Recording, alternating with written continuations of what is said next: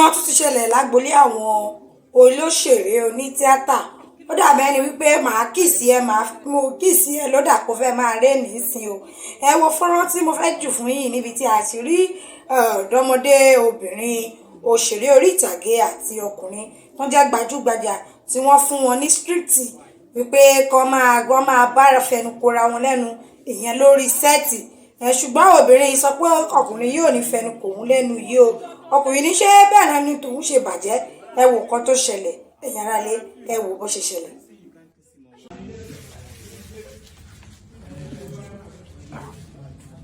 Kí ló ṣe ẹ́ báyìí náà? Ayé ní kò ṣe dáadáa. What's that? Ṣé dandan ni kò kiss ni? Ṣé ní kí ṣe wọ́n wà ní script gba máa kiss? Dandan ni kò follow ò lè improvise ni. No, excuse me, please. I'm a director on the set. You're supposed to kiss him. Sorry, sir, I cannot kiss him. Why? You don't pay for this job. They say you can kiss. What happened? I have my own reasons, What's your personally. I reason? cannot kiss Ṣé him. òun ṣeré iṣẹ́ nu mi rún ni kí ṣé o mí ni pé o Kò lè di kiss? dandan kẹ́nu ẹ̀rùn, mo ní mi ò lè kiss ẹ̀. Kí ló dé tó ń jẹ́ kọ́rọ̀ igun? But Rafiu, are you saying you can't kiss him? Ṣé o mí ni ẹ̀ ṣé o ṣe dúró fara ṣé o ṣeré Directors, ni? I cannot kiss tip of the sorry, kí ló ń jẹ́? Kí ló mí ni o lè kiss irú èmi? Stop right. I don't understand this. Mo fọ́ ọ. Mr. Rafiu, keep the camera. Keep on the camera. Ṣeré tó ń prank ni.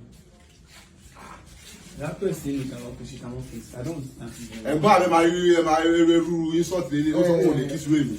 What do you má ṣe mean? bẹ́ẹ̀ ni na mo sanwó pé wá síbí báyìí ni. Mo gbowó sọ sínú owó yẹn pé owó kiss wa. Kí ló sọ? Kí ló o lè kiss irú As an èmi? actor, I can improvise as far as Martin Dini Not on my set, please. Not on my set, please. Àjọ̀dún kiss yẹn kọ́ lẹ fẹ́ fi tajà. Ẹgbẹ́ wa ẹjọ́ sọ̀rọ̀. Tó bá tẹ̀ mo sọ pé mi ò lè kiss yẹn báwa ṣe fi o. What do you mean? Ṣẹ́nu mi rùn ni.